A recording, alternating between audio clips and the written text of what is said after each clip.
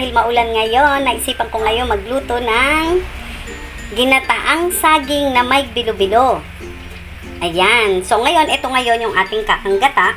So, ngayon, next tayo, ito yung aking gagataan pa. Yung pangalawang gata o pangatlong gata.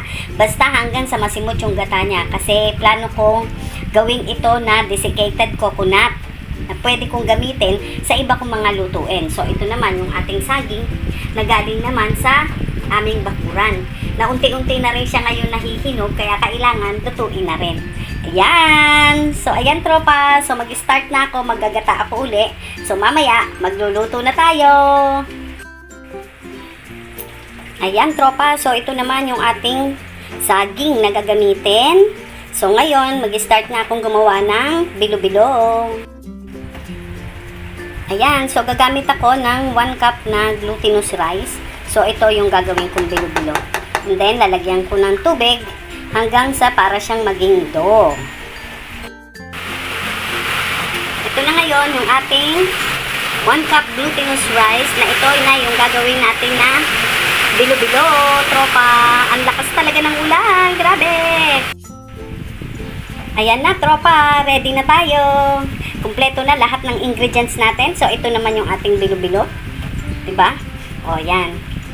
Start na tayo. Tara!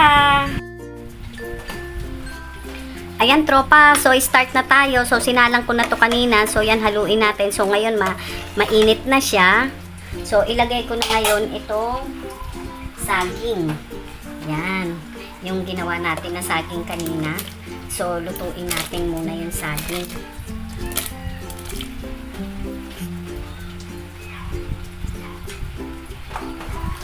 So tamang merienda lang. Yan, so ngayon hayaan na muna natin siya na maluto.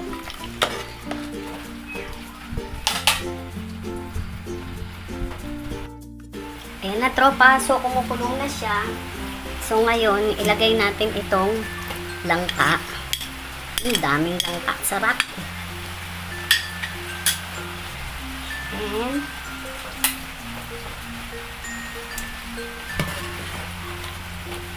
haluin muna natin para maghiwa-hiwala yung langka.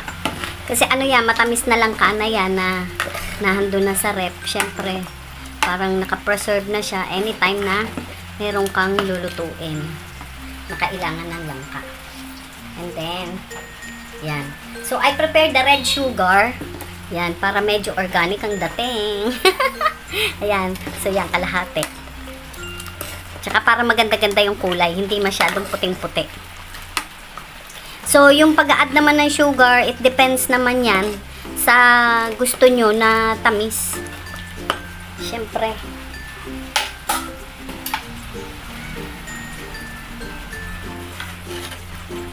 Ayan tropa, nangangamoy na yung langka.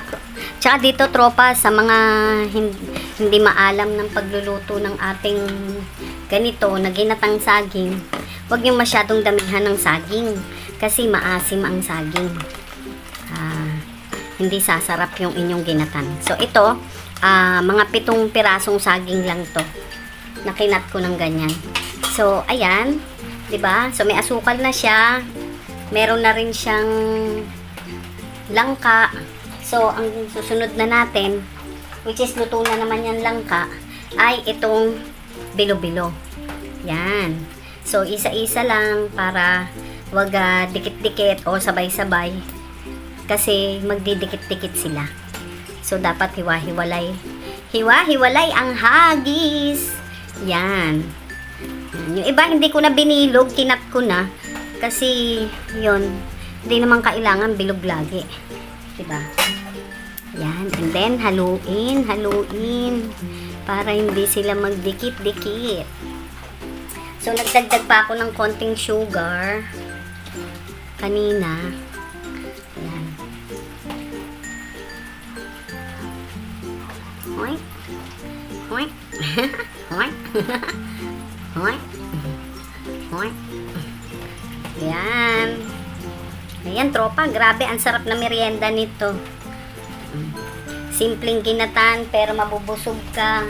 Lahat ito galing lang dito sa aming bahay. So, yung saging galing sa bakuran na namunga. Na ngayon, unti-unti nang nahihinog, kaya niluluto na. So, yan. Yun namang bilo-bilo. Dahil sa pag marunong na kayo, hindi na kayo talaga bibili. Ayan. Binimili lang yung glutinous rice. So, ginawa ng bilo-bilo. Tapos, yung sugar, meron na rin naman sa bahay. Yung langka. Kaya pagka meron kayong nakikitang langka sa palengke, bumili na kayo. Tapos, matamisin. I-stack nyo lang siya. Ayan na. Meron ng merienda ang pamilya mo. Anytime, pwede mo nang gawin. So, pwede naman din yan kahit walang kamote. Kaya nga, ang tawag ko ay ginataang saging na may bilo-bilo. Meron pang langka. Ayan, para hindi magdikit-dikit. Hagis-hagis lang natin. Hindi naman kailangan bilog. Pwede naman ng ganyan. Parang kinatkat mo lang. Kasi mamaya makita mo yan, bilog na yan. Ayan. Tapos na ang ating, so antayin natin siya na kumulo. Ayan, nakikita nyo? Wow. Sarap. So, 1 cup lang na, yan. And then, so, syempre, pagsabay-sabayin na natin, huwag na natin pagtagalin. So, ngayon, habang inaantay natin siya na kumulo, ilagay na rin natin itong ating kakanggata. Kakanggata o yung unang gata. Yan, para pagkulo nito, haluin lang natin konti para maghalo-halo sila. Pagkulo nito, okay na, may ginatang ka na saging na may bilo-bilo. Yun lang, so antayin lang natin. So, now, tropa, for the additional, ito yung nyog kanina na sinapala natin. So, ngayon, in-oven ko na siya or minicrowave ko siya 4 minutes. So, medyo nag-dry na siya. So, ang kailangan natin mag-dry siya. Yan. So, ngayon, isasalang ko siya sa kawali. Ito ang gagamitin ko na desiccated coconut. Yan. Gagawa tayo ng sarili nating desiccated coconut. Para sa mga halo natin, sa mga luto natin. Yun lang, tropa. Please subscribe to my YouTube channel, tropa. Ayan na, kumukulo na siya. So, nakita nyo? Tingnan mo. Yung bilo-bilo kasi sa ginata yan, pag umahon niya ng ganyan, luto na. Halatado pa ba na hindi bilog? Diba? So, now, tikman na natin siya kung okay na yung tamis niya. Yung sarap niya para tingnan na natin kung okay na. Ayan, tinikman ko. Nag-add ako ng mga 2 kutsara pa na sugar. So, yun, okay na yan. So, konting kulo na lang. So, ayan na. Sumabit pa yung langka. So, yan na. So, yan, tropa. So, meron na tayong ginatan na merienda. Diba? Ang sarap, ang yummy, nagaling lang sa bakuran at sa mga stock mo lang dito sa bahay. So, yun lang, tropa. So, tapos na tayo dito sa ginatan. So, patayin ko na siya. So, please subscribe to my YouTube channel and click the notification bell para yung mga parating ko pa ng mga video ay ikaw ang unang makakakita. So, ngayon, maya-maya, doon naman tayo doon sa ginagawa ko na DIY desiccated coconut.